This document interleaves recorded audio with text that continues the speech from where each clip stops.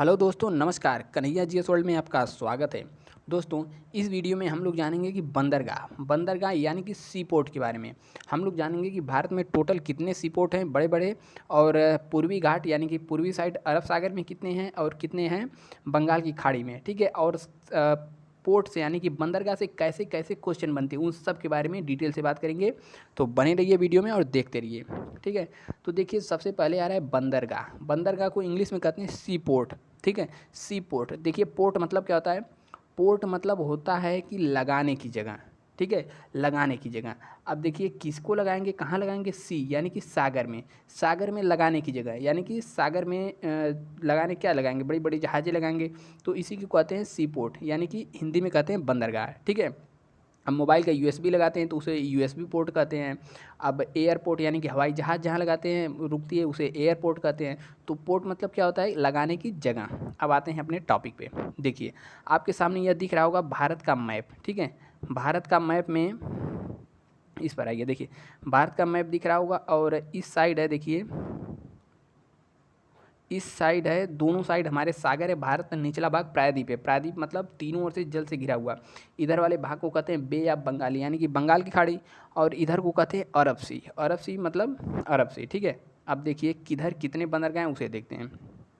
देखिए भारत में इस साइड भी 6 बंदरगाह हैं और इधर भी 6 बंदरगाह हैं, यानी कि पूर्वी घाट की तरफ भी 6 बंदरगाह हैं और 6 बंदरगाह हैं पश्चिमी घाट की तरह। मुख्य रूप से बड़े बड़े, और छोटे छोटे तो ऐसे देखा जाए तो बहुत सारे बंदरगाह हैं। और एक है यहाँ पर अंडमान निकोबार में, यानी कि टोटल भारत में बड़े बंदरगाह की बात करें तो 6 6 12 1 13 बंदरगाह हैं। अब क्रम से एक एक के बारे में, सभी के बारे में देखते हैं। बस वीडियो में बने रहिए, देखते रहिए और इन्जॉय करिए। देखिए पहला बंदरगाह की बात करें तो पहला बंदरगाह है यहाँ पर, देखिए गुजरात। यह वाला राज्य दिख रहा है गुजरात, यह वाला पीला वाला, ठीक है। और इसमें एक बंदरगाह है यहाँ पर कांडला बंदरगाह, ठीक है। यहाँ पर एक बंदरगाह है जिसका नाम क्या है, कांडला बंदरगाह। देखिए यहीं पर है कांडला बंदरगाह। अब कांडला बंदरगाह की विशेषता देखिए, कांडला बंदरगाह की पहली बार नाम चेंज हो चुका है। नाम इसका हो गया पंडित दीनदयाल उपाध्याय बंदरगाह। क्या हो गया है, पंडित दीनदयाल उपाध्याय बंदरगाह। कहाँ पर है, गुजरात में है। अब देखिए, अब गुजरात में भी कहाँ पर है, तो यह वाला जो हिस्सा है इसे हम लोग कहते हैं कच्छ की खाड़ी। यह वाला हिस्सा को इसे कहते हैं खंबात की खाड़ी। तो यह कहाँ पर स्थित है, कच्छ की खाड़ी में स्थित है। और यह एक ज्वारीय बंदरगाह है। ज्वारीय बंदरगाह मतलब यहाँ पर ज्वार भाटा आते रहते हैं। देखिए यहाँ पर अंदर जाने वाला जगह है ना पानी का, तो ज्वार भाटा, इस ज्वार आती है तो यहाँ का पानी लेवल ऊंचा नीचा होता रहता है। तो यह एक ज्वारीय बंदरगाह है। और देखिए यह सबसे बिजी बंदरगाह है, भारत का सबसे बिजी बंदरगाह है। अब बिजी बंदरगाह इसका मतलब क्या है, देखिए इसके चारों तरफ यानी कि इधर उधर, देखिए गुजरात में इधर चारों तरफ इसके इस वाले एरिया में फ्री इकोनॉमिक जोन यानी कि मुफ्त व्यापार क्षेत्र बनाया गया है। यह क्या होता है, तो यह मान लीजिए कि इसके अगल बगल जितने भी कंपनियां फैक्ट्रियां लगेंगी, यह सब अपना यदि सामान उत्पादन करके विदेश में सप्लाई करती हैं तो उस पर टैक्स बहुत कम लगेगा, ठीक है। तो यहाँ पर जितनी भी कंपनियां लगी हैं तो यहीं से उत्पादन करके सी पोर्ट की सहायता से विदेश में सप्लाई करती हैं। इसी को कहते हैं मुक्त व्यापार क्षेत्र, विदेश एक्सपोर्ट करती हैं। इस पर सरकार द्वारा टैक्स भी बहुत कम लगाया जाता है। इसी कारण यहाँ पर हमेशा जहाज़ें आती जाती रहती पानी वाली, और यह सबसे व्यस्ततम बंदरगाह है, ठीक है। और देखिए यह पहले नहीं था, इसे जल्द में ही बनाया गया है भारत के विभाजन के बाद। अब इसे क्यों बनाया गया, देखिए इस वाले हिस्से में तो पाकिस्तान है, हम लोग सभी जानते हैं, ठीक है। इधर वाले हिस्से में पाकिस्तान है, और पाकिस्तान का यहीं पर एक बंदरगाह था कराची बंदरगाह। विभाजन के बाद चला गया उधर पाकिस्तान में। तो भारत को भी ज़रूरत महसूस हुई बंदरगाह की। तो बंदरगाह भारत कहाँ ने बनाया, कहाँ बनाया, इसके देखते हुए इधर वाले क्षेत्र में, यहीं गुजरात में, ठीक है। तो कांडला बंदरगाह यानी कि पंडित दीनदयाल उपाध्याय बंदरगाह के बारे में हम लोग जान चुके हैं। अब नीचे आते हैं इसकी, देखिए यहाँ पर, ठीक है, कलर चेंज बाबू। देखिए यहाँ पर आ जाते हैं मुंबई में। मुंबई में एक बंदरगाह है, इसका क्या नाम है, इस बंदरगाह का ही नाम है मुंबई बंदरगाह, ठीक है। और यह बंदरगाह का नाम मुंबई, और भारत का सबसे बड़ा बंदरगाह है। क्या है, भारत का सबसे बड़ा बंदरगाह कहाँ पर है, कंटेनर क्षमता वाला, मतलब इधर से जितनी भी जहाज़ें आती हैं यूरोप से या फिर जितने भी व्यापार होता है, यहाँ पर कंटेनर की मात्रा बहुत ज़्यादा उतरती है। यह सबसे बड़ा कंटेनर बंदरगाह है। कहाँ पर है, मुंबई में। इसका नाम क्या है, मुंबई बंदरगाह ही। अब देखिए, अब देखिए जब मुंबई सबसे बड़ा बंदरगाह है तो इसका मतलब यहाँ लोड भी ज़्यादा होगा। लोड मतलब यहाँ पर ज़्यादा सामान आएगी, ज़्यादा सामान आएगी जाएगी, एक्सपोर्ट इंपोर्ट ज़्यादा होगा तो यहाँ पर लोड ज़्यादा होगा। तो यहाँ पर बहुत ज़्यादा जहाज़ें आने, लोड यहाँ से कम करने के लिए एक उपाय एक उपाय किया गया है। यहाँ से लोड कम करने के लिए मुंबई के ठीक नीचे यानी कि बगल में एक अलग से पोर्ट बना दिया गया, जिसका नाम रखा गया नाहवा सेवा। क्या चीज़? नाहवा सेवा, जिसे एक और नाम से भी जानते हैं, उसका क्या नाम है? देखिए, नावा सेवा कह सकते हैं, या फिर पंडित जवाहरलाल नेहरू बंदरगाह, या फिर JNPT। ठीक है, JNPT बंदरगाह कहाँ पर है? महाराष्ट्र में है, मुंबई के ठीक नीचे। लोड कम करने के लिए बनाया गया। और यह वाला जो बंदरगाह है यानी कि JNPT वाला, तो JNPT सबसे मॉडर्न सी पोर्ट है, यानी कि सबसे नवीनतम आधुनिक बंदरगाह है। पूछ ले सबसे आधुनिक बंदरगाह कौन है, तो यही है JNPT वाला। ठीक है, अब देखिए 2 बंदरगाह तो कंप्लीट हुए। अब देखिए तीसरा बंदरगाह कहाँ पर है। देखिए यहाँ पर आ जाएंगे, छोटा सा राज्य दिख रहा है गोवा। ठीक है, गोवा खुद है छोटका है, लेकिन इसमें भी एक बंदरगाह है, उसका नाम है मुर्मू गोवा या फिर मारमा गोवा, कई नाम से इसे जानते हैं। ठीक है, मुर्मू गोवा बंदरगाह कहाँ पर है? गोवा में स्थित है। अब देखिए इसकी क्या खासियत है, यह जो है एस्चुरी पर बनाया गया है। एस्चुरी क्या होता है? जैसे मान लीजिए कोई नदी है, ठीक है, नदी है, तो नदियाँ जल लेकर जाती हैं। तो देखिए जितनी भी नदियाँ, जैसे गंगा हो गई, गंगा, यमुना और ब्रह्मपुत्र, ये सब नदियाँ डेल्टा बनाती हैं। डेल्टा मतलब अपना सब गाद वाद वगैरह, मतलब मिट्टी लेकर आती हैं और छोड़ देती हैं रास्ते में, डेल्टा का निर्माण करती हैं। लेकिन जितनी भी नदियाँ पश्चिम भारत यानी इस साइड बहती हैं, अक्सर नदियाँ एस्चुरी का निर्माण करती हैं। एस्चुरी मतलब होता है कि देखिए नदी मिट्टी लेकर आई और यहीं अपने नीचे गाज दी। अब गाज दी तो यहाँ वाला क्षेत्र कुछ ऊँचा हो जाता है। ठीक है, तो ऊँचा हो जाता है, एक कटोरे आकार, उल्टे कटोरे जैसा दिखता है, ऐसा ही कुछ होता है, तो इसे कहते हैं एस्चुरी बंदरगाह। तो क्वेश्चन एक बार पूछा था कि कौन सा बंदरगाह है जो एस्चुरी पर बनाया गया है, तो यही मार्मो गोवा बंदरगाह है, जो कि एस्चुरी पर बनाया गया है। ठीक है, तो एस्चुरी पर बनाया गया बंदरगाह कौन सा है? मार्मो गोवा बंदरगाह। और यह बंदरगाह पर्यटन यानी कि टूरिस्ट के लिए भी प्रसिद्ध है। ठीक है, क्वेश्चन एक बार पूछा था कि वह भारत में कौन सा बंदरगाह है जो कि टूरिस्ट यानी पर्यटन के लिए भी प्रसिद्ध है, तो कौन सा बंदरगाह हो जाएगा? यही मार्मा गोवा बंदरगाह। ठीक है, अब देखते हैं नेक्स्ट आते हैं हम लोग कर्नाटक में। देखिए कर्नाटक में भी एक बंदरगाह है यहाँ पर। ठीक है, कर्नाटक में एक बंदरगाह है और इसका क्या नाम है? इसका नाम है मंगलोर बंदरगाह। क्या? मंगलोर बंदरगाह। देखिए मंगलोर बंदरगाह कहाँ पर है? कर्नाटक में है। देखिए अब तक हमने कितना टोटल पढ़ा, यहाँ पर गुजरात में पढ़ लिया हमने, और गुजरात वाले का क्या नाम था? गुजरात वाले का नाम था कांडला या फिर पंडित दीनदयाल उपाध्याय बंदरगाह। यहाँ पर मुंबई बंदरगाह, मुंबई का लोड कम करने के लिए यहाँ नाहवा सेवा बना, यहाँ पर बना मार्मो गोवा बंदरगाह, और यहाँ बना मंगलोर बंदरगाह। ठीक है, तो अब तक हमने 5 बंदरगाह पढ़ लिया है। देखिए 5वां बंदरगाह जो मंगलोर बंदरगाह, यह कर्नाटक में स्थित है।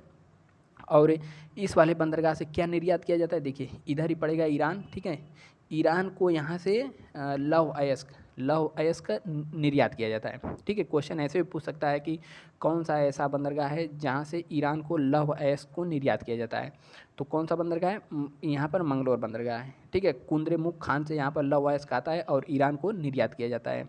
अब देखिए नेक्स्ट आता है तूती।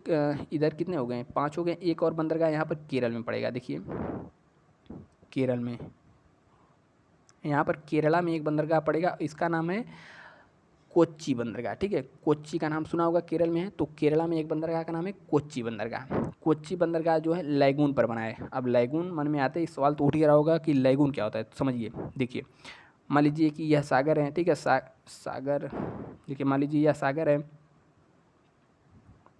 देखिए ऐसे देखिए, ठीक है, मान लीजिए कि यह जो समुद्री सीमा होती है, तो समुद्री सीमा में क्या होता है, कभी कभी पानी जो है अंदर की तरफ घुस जाती है। देखिए यह वाला स्थल एरिया है, यहाँ पर पानी अंदर की तरफ घुस गया है। ठीक है, यह सब स्थलीय एरिया है, तो यह जो अंदर पानी घुस करके जगह बना लेता है, इसी को कहा जाता है कि लैगून। ठीक है, यहाँ पर एक लैगून झील सबसे ज़्यादा कहाँ पर है? केरल में ही। तो लैगून मतलब देखिए यह वाला हिस्सा पानी इसमें भरा है टोटल, और यहाँ पर बंदरगाह बना दिया गया है, तो इसी को कहते हैं लैगून बंदरगाह। तो कोच्चि बंदरगाह कैसा बंदरगाह है? लैगून बंदरगाह। ठीक है, इतना तो हमने जाना। अब तक टोटल 6 बंदरगाह को हमने कवर कर लिया। ठीक है, कौन कौन सा है? गुजरात में कांडला, और महाराष्ट्र मुंबई बंदरगाह, उसके बाद नावा शेवा या फिर पंडित जवाहरलाल नेहरू बंदरगाह, उसके बाद मार्मो गोवा यहाँ पर कर्नाटक में हो गया, मंगलोर बंदरगाह यहाँ पर हो गया केरल में कोच्चि बंदरगाह। अब देखिए नेक्स्ट आते हैं यहाँ तमिलनाडु में। ठीक है, तमिलनाडु में 3 बंदरगाह हैं। कितने? 3 थे। अब देखिए तीनों कौन कौन से हैं। देखिए यहाँ पर एक पड़ जाएगा तूतीकोरिन, और तूतीकोरिन के बाद यहाँ पर पड़ जाएगा चेन्नई। ठीक है, और चेन्नई के बाद यहाँ पर पड़ जाएगा एक एन्नौर बंदरगाह। ठीक है, 3 बंदरगाह हैं। देखिए तूतीकोरिन, चेन्नई और एन्नौर। इसको नेक्स्ट कलर से बनाते हैं हम लोग। देखिए तूतीकोरिन, एन्नौर और चेन्नई, 3 बंदरगाह हैं। अब देखिए तूतीकोरिन की खासियत यह है कि सबसे कम गहरा बंदरगाह है, ठीक है। पूछ ले कि सबसे कम गहरा बंदरगाह कौन सा है, तो यही है अपना तूतीकोरिन बंदरगाह, ठीक है। कहाँ पर है? तमिलनाडु में सबसे कम गहरा बंदरगाह। और देखिए दूसरा चेन्नई, चेन्नई यहाँ पर जो चेन्नई बंदरगाह है यह जो है वर्तमान में सबसे पुराना बंदरगाह है। वैसे देखा जाए तो सिंधु सभ्यता में सबसे पुराना बंदरगाह लोथल था गुजरात में, लेकिन इस समय आधुनिक में देखा जाए कि वर्तमान में सबसे कम गहरा सबसे पुराना बंदरगाह कौन है? चेन्नई बंदरगाह, ठीक है। चेन्नई बंदरगाह हो गया यहाँ पर। अब देखिए ये वाला आता है, नेक्स्ट आता है यहाँ पर एन्नौर बंदरगाह, ठीक है। एन्नौर बंदरगाह की खासियत क्या है? यह जो है कारपोरेट यानी कि निगम आधारित बंदरगाह है। निगम आधारित मतलब कि सेमी प्राइवेट, यानी कि यहाँ का कुछ काम जो है कि प्राइवेट कंपनियों को दे दिया गया, और यह भारत का पहला सेमी प्राइवेट या फिर कारपोरेट या निगम आधारित बंदरगाह कौन सा है? एन्नौर बंदरगाह। और यहाँ पर हमने कौन सा बंदरगाह बताया? तूतीकोरिन बंदरगाह। तूतीकोरिन बंदरगाह सबसे कम गहरा बंदरगाह है, ठीक है। इसके लिए देखिए कोई भी यदि मतलब भारी सामान या फिर बड़ी जहाज़ अगर यहाँ पर सामान लेकर आती हैं तो उसे पहले यहाँ पर श्रीलंका के कोलंबो बंदरगाह पर रोक दिया जाता है, ठीक है। क्योंकि बड़ी जहाज़ तो यहाँ पर जा नहीं पाएंगी, नीचे जाएंगी तो लड़ जाएगा उसकी पेनियाँ, पेनी लड़ जाएगा फूट जाएगी, जहाज़ डूब जाएगी। इसीलिए उसको यहाँ पर कोलंबो बंदरगाह पर रोक दिया जाता है और यहाँ से छोटी छोटी जहाज़ों को भेज करके उस पर सामान लोड करके यहाँ पर तूतीकोरिन पर भेजा जाता है, ठीक है। तो अब तक हमने 6 3 9 बंदरगाह के बारे में जान लिया। अब देखिए नेक्स्ट आते हैं यहाँ नीचे आंध्रा में, ठीक है। आंध्र प्रदेश में आते हैं। आंध्र प्रदेश में एक बंदरगाह है, उसका नाम है विशाखापट्टनम बंदरगाह, ठीक है। आंध्र प्रदेश में बंदरगाह का क्या नाम है? विशाखापट्टनम बंदरगाह। देखिए विशाखापट्टनम जो है कि सबसे गहरा बंदरगाह, अब तक हमने जितना भी बंदरगाह पढ़ा सबसे गहरा बंदरगाह कौन सा है? विशाखापट्टनम। और इसी के साथ ही सबसे सुरक्षित बंदरगाह है। अब सोच रहे होंगे कि सुरक्षित मतलब, सुरक्षित से क्या मतलब है? तो देखिए सुरक्षित से मतलब यह है कि यह बंदरगाह है ना, उसके ठीक पहले यहाँ पर एक छोटा सा पहाड़ है। पहाड़ मतलब छोटी सी पर्वत है जिसे डॉल्फिन नोज के नाम से जानते हैं, ठीक है। जितनी भी मतलब ज्वार भाटा या समुद्री लहर तूफान आती हैं तो यह जो पहाड़ है अब यही रोक लेता है पानी को, ठीक है। और यहाँ पर कचरा वगैरह कुछ जाने नहीं देता, तो इसीलिए कहते हैं सबसे सुरक्षित बंदरगाह कौन सा है? विशाखापट्टनम बंदरगाह। और सबसे गहरा बंदरगाह कौन सा है? विशाखापट्टनम बंदरगाह। और यहाँ पर यह इकलौता ऐसा बंदरगाह है जहाँ पे यहाँ की मरम्मत की सुविधा है, यानी जहाज़ में कुछ भी खटर पटर बिगड़ा तो यहीं पर बनवा लीजिए। जैसे रेलवे होते हैं ना, किसी किसी रेलवे स्टेशन पर रेल यार्ड भी उसके नज़दीक ही होता है ताकि वहाँ पर रेल की मरम्मत की जाए। तो यहाँ पर यह जो है, ठीक है, मरम्मत के लिए ये यहाँ पर बनाया गया है, मरम्मत की व्यवस्था है। अब देखिए नेक्स्ट ऊपर बढ़ते हैं तो ऊपर यहाँ पर हमें मिल जाएगा उड़ीसा, और उड़ीसा में भी एक बंदरगाह है, उसका नाम है पारादीप, ठीक है, पारादीप। देखिए उड़ीसा में एक बंदरगाह है, उसका क्या नाम है? पारादीप बंदरगाह। और पारादीप बंदरगाह चावल निर्यात के लिए फेमस है, क्योंकि उड़ीसा में ये चावल अनुसंधान केंद्र कटक में, ठीक है। राष्ट्रीय चावल अनुसंधान केंद्र कहाँ पर है? कटक में। और यहाँ पर चावल यहाँ से निर्यात किसे किया जाता है? अन्य देशों को यहाँ से चावल निर्यात किया जाता है।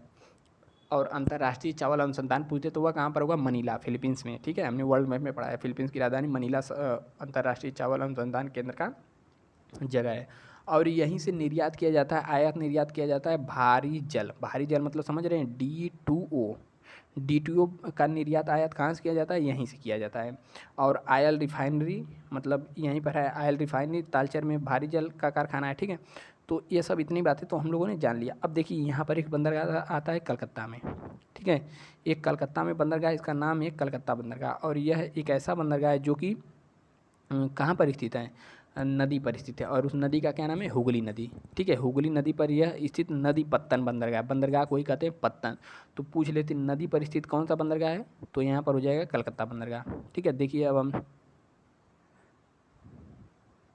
देखिए अब हम लोग जानते हैं एक 13वां बंदरगाह कहाँ पर है। देखिए यहाँ पर दिख जाएगा अंडमान निकोबार। अंडमान निकोबार में 13वां बंदरगाह यानी कि पोर्ट ब्लेयर बंदरगाह स्थित है, ठीक है। तो इस तरीके से हमने 13 बंदरगाह पढ़ लिया। अब देखिए एक एक बार खटाखट दोहराते हैं कि कौन सा बंदरगाह कहाँ पर है। देखिए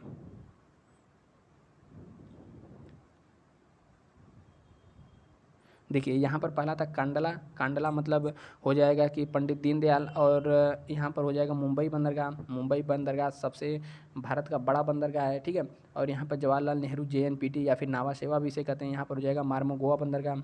यहाँ पर कर्नाटक में मैंगलोर बंदरगाह, और यहाँ पर केरल में हो जाएगा कोच्चि बंदरगाह।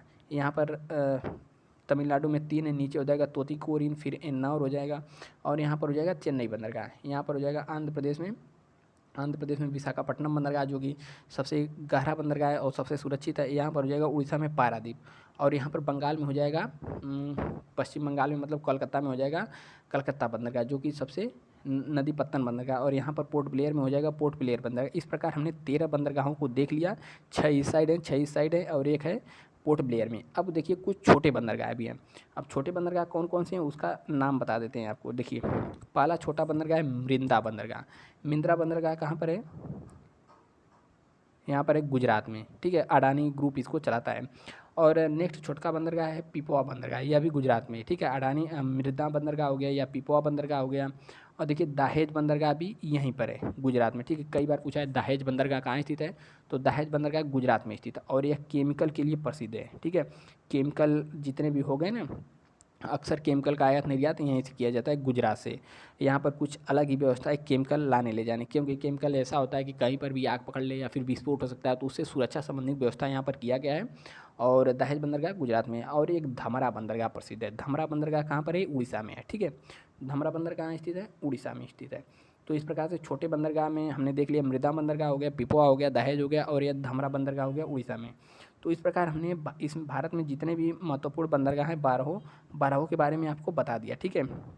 उम्मीद करते हैं वीडियो पसंद आया होगा, और पसंद आया तो दूसरों को भी बताइए और जोड़िए हमसे। और इसी प्रकार की वीडियो के लिए चैनल को ज्वाइन कीजिए, ठीक है। सब्सक्राइब की बटन क्लिक करके यहाँ पर बेल आइकन की होगा उसको भी क्लिक करिए, ताकि नोटिफिकेशन मिलता रहे। मिलते हैं नेक्स्ट वीडियो में, तब तक के लिए जय हिंद, स्वस्थ रहिए, मस्त रहिए, मुस्कुराते रहिए।